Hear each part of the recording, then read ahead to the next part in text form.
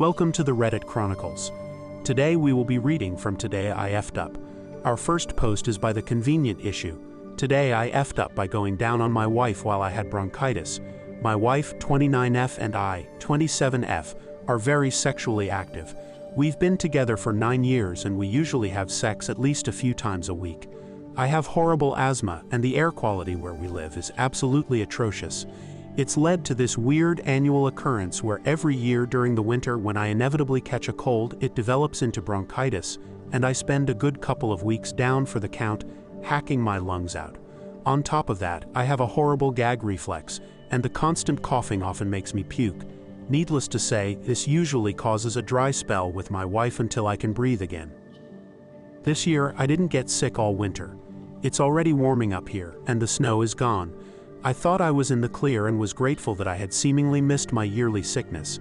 That is, until about 3 weeks ago when I felt the familiar tickle in my throat and shortness of breath. Before long, I was hacking every minute of every day and couldn't catch my breath for even a second. Obviously, sex wasn't really an option. About a week ago, I started to feel better. The coughing got less frequent and I started feeling more like my normal self.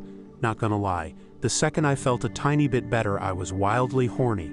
I tried to initiate sex with my wife every day, but would inevitably lose my breath at some point and things would stop.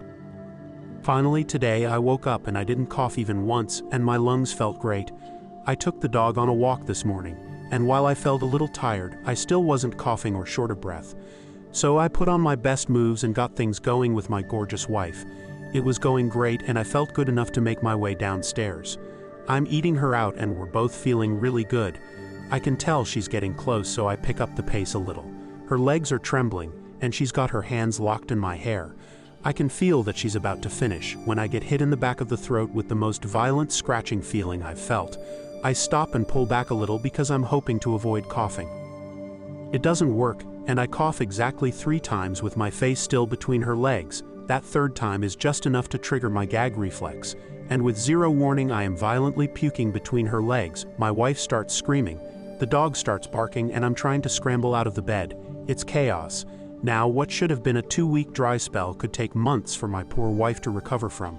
I have traumatized her and started my cough up all over again. Our next post is by Zoko LP. Today I F'd up by making my best friend cry on her birthday. Yesterday was my 25M best friend's 30F birthday. I bought her a typewriter because she's a hobbyist writer, and I know it's something she always wanted. We've known each other for quite some time. We gas each other up when the other is feeling self-conscious, jab at each other for fun and laughs, but most importantly, we've always been there for the other when we're going through a tough time. We typically hang out by playing video games and watching stuff on YouTube and TV. So since yesterday was really snowy and most of our friends live outside of town, that is exactly what we did. We've been talking about 2 things for a while, starting to stream together and starting to make a game together. We've talked about the game a lot and even started jotting down ideas and ways to develop the game. Yesterday, I was talking to her about how to start streaming with Twitch and OBS. She said something along the line of, we should stream X game for fun. I don't remember verbatim what I said, but I replied with something along the lines of, why would I stream X game with you when you're bad at X game? And my smart ass even referenced her stats in said game when we played it together. Almost instantly, I noticed her demeanor change and she got really quiet and distant, and I realized that what I said was really mean. I meant it as a small jab, but in hindsight I'm realizing she's probably interpreting this as, why would I stream anything with you when you're bad at everything? I very quickly apologized and let her know that what I said was uncalled for, but what I said had already been said. For the rest of the night, she completely shut down. When I tried to talk to her about it and let her know that I'm a jackass, she got really down on herself and basically reiterated what I said in that she's bad at every game, and we shouldn't stream it together, and I saw her start to cry. I tried to change the subject and talk about something else, and crack jokes to try to cheer her up, but with no results. I don't actually think she's bad at the game in question. I just meant it as a light-hearted jab, but I realize now that it meant much more than that to her, and I feel awful. I cooked her dinner, and we watched some TV the rest of the night, mostly in silence. After I left, I messaged her and apologized again, but I know she's not going to talk to me for a while. It's the morning after, and I feel absolutely awful. I didn't mean for this to happen, especially on her birthday. I aimed to make her birthday as relaxing as possible, but I said something that I shouldn't have, and completely ruined the day for her, and I don't know what to do. Our next post is by Kiwi Papa Bear. Today I effed up by spending my wedding vows bashing marriage.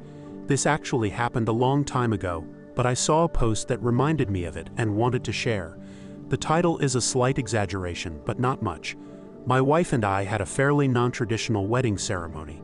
Our officiants were a husband and wife couple.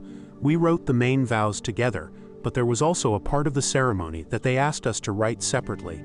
They gave us both a prompt and told us they were going to take a few excerpts from what we wrote and use it as inspiration to write their own sort of tribute, and we would hear it first in the ceremony itself.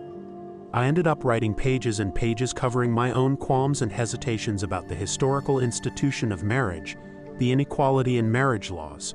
This was pre-gay marriage anywhere in the US, and its history as a vehicle for the subjugation of women, but also about how marriage was changing and taking on new meanings to many people, and about how much I loved my wife and how important this was as a symbol of our joining our lives to each other, and how we needed to cherish our marriage but also use it to strive toward greater equality and justice. They didn't excerpt it. They didn't use it as inspiration. They read the whole thing.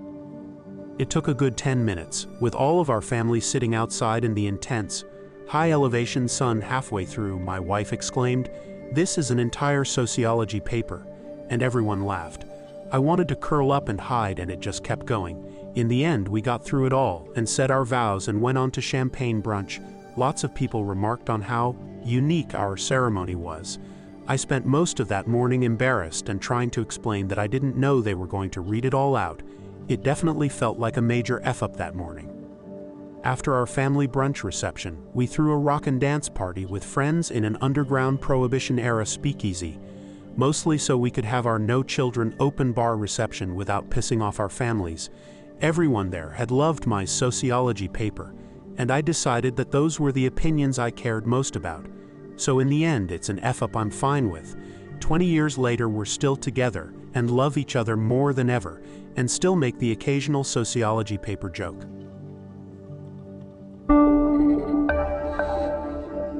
Thank you for listening to the Reddit Chronicles. Follow for more content.